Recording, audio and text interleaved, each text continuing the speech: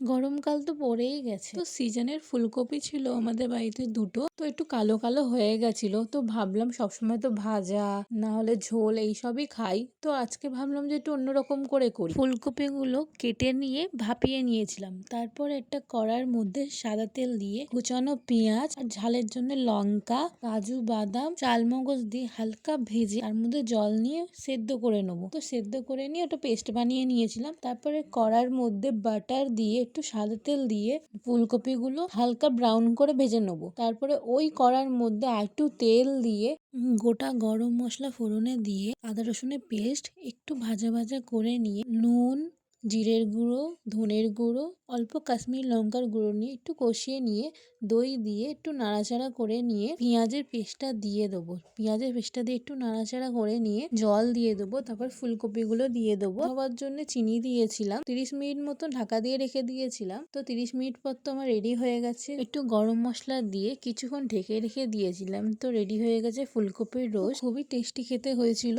তোমরা ভাত, রুটি, পরোটা সবার সাথে খেতে পারো, খুবই টেস্টি খেতে হয়। তোমরাও বাড়িতে ট্রাই করো। আর ভিডিওটা ভালো লেগে থাকলে লাইক, কমেন্ট, শেয়ার, সাবস্ক্রাইব আর ফলো করতে ভুলো না।